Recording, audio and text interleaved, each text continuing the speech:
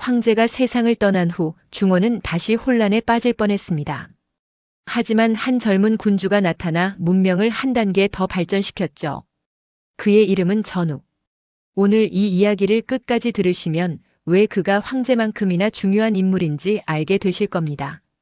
사기 오제본기에는 5명의 위대한 제왕이 기록되어 있습니다. 황제, 전욱, 제국, 요 순이죠. 그중 전욱은 황제의 바통을 이어받은 두 번째 주자였어요. 전욱의 이름은 고양시입니다. 황제의 손자였죠. 아버지는 창희인데 사실 그는 황제의 아들 중에서도 크게 주목받지 못한 인물이었어요. 하지만 전욱은 달랐습니다. 어려서부터 총명함이 남달랐죠. 태어날 때부터 신령스러웠다고 전해집니다. 10살이 되기도 전에 이미 어른의 지혜를 가졌다고 해요. 황제가 전욱을 보고 크게 기뻐했다는 기록이 있습니다. 손자 중에서도 특히 아꼈죠. 직접 가르치고 훈련시켰어요. 미래의 지도자로 키운 겁니다. 전욱은 젊어서부터 민첩하고 지혜로웠습니다. 성년이 되자 더욱 성실해졌죠. 무엇보다 백성을 사랑하는 마음이 깊었어요.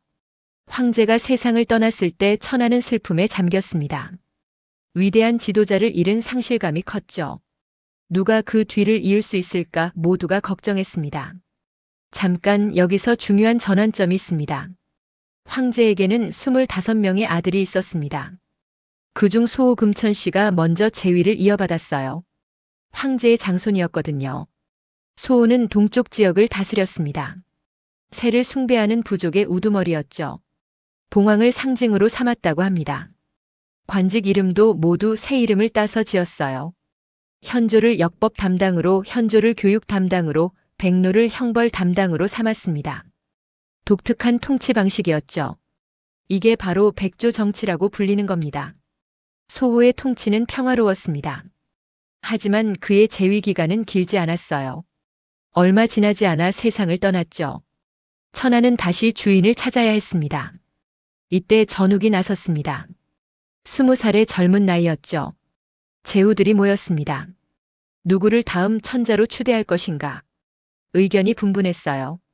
황제의 아들들 중에서 선택해야 한다는 의견도 있었죠.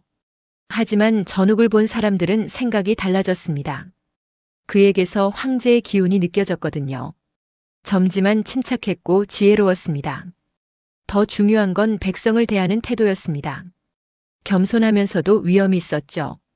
말을 들어보면 깊이가 있었고 결단을 내리면 주저함이 없었어요.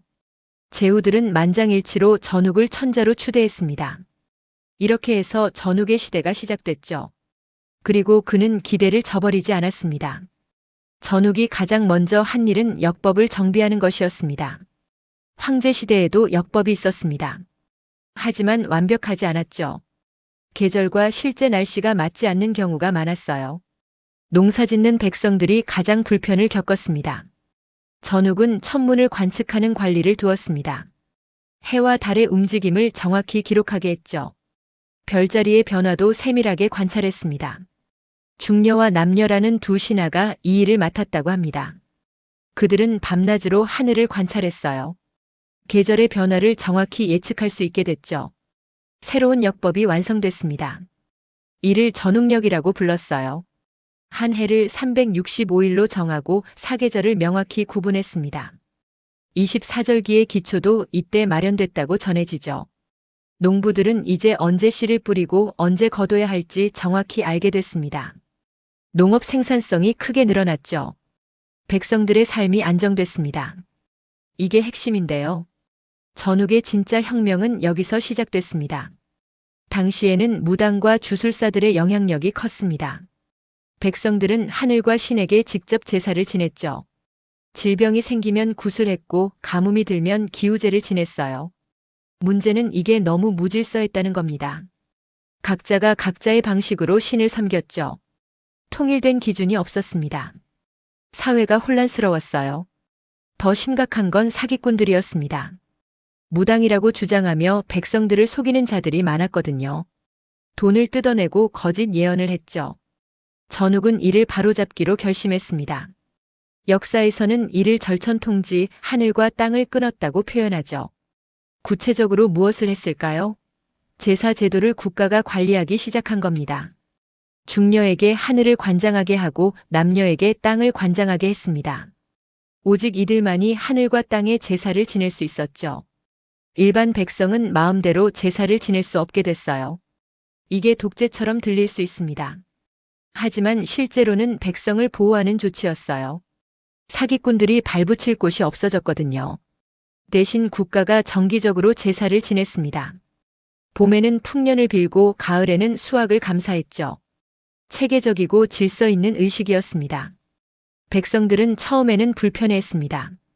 하지만 곧 이해하게 됐어요. 사기꾼에게 속는 일이 없어졌고 제사 비용도 줄어들었죠. 더 중요한 건 농사와 생업에 집중할 수 있게 됐다는 겁니다. 이 조치는 역사적으로 엄청난 의미를 가집니다. 종교와 정치가 분리되기 시작한 거예요. 신권과 왕권이 나뉘었다고 할 수 있죠. 이전에는 무당이 정치적 영향력을 가졌습니다. 하지만 전욱 이후에는 왕이 절대적 권위를 갖게 됐어요. 이는 중국 역사 전체를 관통하는 중요한 변화였습니다. 황제가 천명을 받았다는 개념도 여기서 시작됐죠. 왕은 하늘의 아들 천자가 된 겁니다. 전욱은 여기서 멈추지 않았습니다. 법과 제도를 더욱 정비했어요. 형벌 제도를 체계화했습니다. 죄의 경중에 따라 벌을 달리했죠. 감정이 아닌 법에 따라 판단하게 만든 겁니다. 관리를 등용하는 기준도 명확히 했습니다. 능력 있는 자를 뽑아 쓰되 공정하게 평가했어요. 혈연이나 지연보다 실력을 중시했죠. 영토도 확장했습니다. 북쪽으로는 유릉까지, 남쪽으로는 교지까지, 동쪽으로는 목고까지, 서쪽으로는 류사까지. 황제 때보다 더 넓어졌어요. 하지만 전욱의 진짜 업적은 정복이 아니었습니다. 통치의 질이었죠. 정복한 땅을 효과적으로 다스렸습니다. 각 지역의 관리를 파견했어요. 그들이 백성을 교화하고 법을 시행하게 했죠. 교통로를 정비했습니다. 도로를 만들고 다리를 놓았어요. 각 지역 간 교류가 활발해졌습니다. 물자가 오가고 문화가 섞였죠. 문자 사용을 장려했습니다. 법령을 기록으로 남기게 했어요. 구전이 아닌 문서로 통치한 겁니다. 이는 행정의 효율성을 크게 높였습니다. 교육에도 힘썼습니다. 젊은이들에게 예법을 가르쳤죠. 부모를 공경하고 어른을 존중하며 형제간에 우애롭게 지내라고 했어요. 이게 바로 유교 윤리의 시작점이었습니다. 잠깐 여기서 놀라운 사실이 있습니다. 전욱 시대에 이미 음악이 체계화됐다고 합니다. 승훈이라는 악곡을 만들었다는 기록이 있어요. 제사 때 연주하는 음악이었죠. 음악은 단순한 오락이 아니었습니다. 교화의 수단이었어요. 조화로운 음악을 들으면 마음도 조화로워진다고 믿었죠. 이는 후대 유교 사상의 중요한 부분이 됩니다. 예약 정치라는 말 들어보셨죠? 예법과 음악으로 백성을 다스리는 거예요. 이 개념이 바로 전욱 시대에 뿌리를 내렸습니다. 의복제도도 정비했습니다. 신분에 따라 입는 옷이 달랐죠. 천자는 황색, 제후는 청색, 대부는 흑색. 이렇게 구분했어요. 이게 차별처럼 보일 수 있습니다. 하지만 당시에는 질서를 유지하는 방법이었어요. 누가 어떤 지위인지 한눈에 알 수 있었죠. 사회적 혼란을 줄이는 효과가 있었습니다. 혼인 제도도 확립했습니다. 남녀가 합당한 나이에 결혼하게 했어요. 근친혼을 금지했죠. 가족 제도의 기초를 다진 겁니다. 전욱의 통치는 78년간 이어졌다고 합니다. 결코 짧지 않은 기간이죠. 그 기간 동안 천하는 평화로웠습니다. 큰 전쟁이 없었어요. 백성들은 농사짓고 가축을 기르며 평온하게 살았죠. 이게 바로 태평성대였습니다. 제후들도 전욱을 존경했습니다. 매년 공물을 바치며 충성을 맹세했어요. 반란을 일으키는 자가 없었죠. 덕으로 천하를 다스린 겁니다. 전욱에게는 여러 아들이 있었습니다. 그중 군공이 후계자가 될 것으로 예상됐죠. 하지만 역사는 다르게 흘러갔습니다. 전욱이 세상을 떠나자 제후들이 다시 모였습니다. 누가 다음 천자가 될 것인가? 이번에도 의견이 분분했어요. 결국 전욱의 아들이 아닌 황제의 증손자 제국이 선택됐습니다. 이는 매우 흥미로운 결정이죠. 혈연보다 능력을 중시한 겁니다. 하지만 전욱의 혈통은 끊기지 않았습니다. 그의 손자 중에서 전욱이라는 이름을 가진 이가 또 있었거든요. 이 계보는 나중에 순임금으로 이어집니다. 더 중요한 건 전욱이 남긴 유산이었습니다. 역법, 제사제도, 법률, 행정체계. 이 모든 게 후대로 이어졌어요. 제국, 요, 순이 모두 전욱의 시스템을 기반으로 통치했죠. 절천 통지의 원칙은 중국 역사 내내 유지됐습니다. 황제가 천명을 받아 하늘과 땅을 연결하는 유일한 존재라는 개념이죠. 이는 수천 년간 중국 정치의 근간이 됐어요. 예약 정치의 이상도 전욱에서 시작됐습니다. 공자가 강조한 예와 악, 그 뿌리가 여기 있는 겁니다. 유교 문명의 씨앗이 전욱 시대에 뿌려진 거예요. 행정 시스템의 기초도 마찬가지입니다. 관리제도, 문서, 행정, 법률 체계. 이 모든 게 전욱 때 체계화됐죠. 후대 왕조들이 이를 계승하고 발전시켰습니다. 자, 정리해드리겠습니다. 황제가 중국 문명의 문을 열었다면 전욱은 그 문명의 틀을 잡았습니다. 황제가 창업자였다면 전욱은 제도화의 달인이었죠. 전욱의 위대함은 화려한 전쟁이나 정복에 있지 않았습니다. 조용하지만 확실한 제도 개혁에 있었어요. 백성들이 편안하게 살 수 있는 시스템을 만든 겁니다. 절천 통지는 단순한 종교 개혁이 아니었습니다.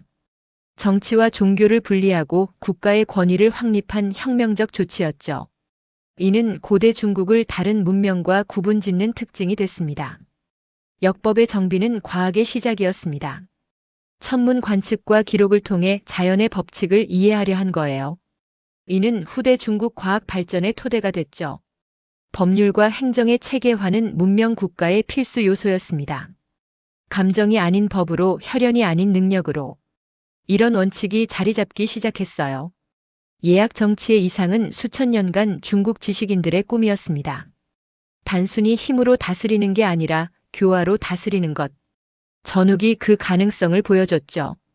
78년의 재위 기간 동안 전욱이 이룬 것들은 단순히 그 시대에만 머물지 않았습니다. 후대 모든 왕조의 모델이 됐어요. 제도화된 통치의 원형이었죠. 흥미로운 건 전욱이 오늘날까지 영향을 미친다는 사실입니다. 중국의 전통적 통치 이념, 그 많은 부분이 전욱 시대에 형성됐거든요. 황제가 불씨를 지폈다면 전욱은 그것을 활활 타오르는 문명의 불꽃으로 만들었습니다. 겉으로 드러나는 업적은 황제만큼 화려하지 않을지 몰라도 그 영향력은 결코 작지 않았어요. 사기가 전욱을 오제 중 한 명으로 기록한 이유가 바로 여기에 있습니다. 그는 단순한 군주가 아니라 문명의 설계자였던 거죠. 오늘날 우리가 중국 문명을 이야기할 때 제도, 법치, 예약을 말합니다. 그 시작점에 전욱이 있었다는 사실을 기억하세요. 5000년 중국 문명의 든든한 기둥, 그것을 세운 사람이 바로 전욱 고양시였습니다.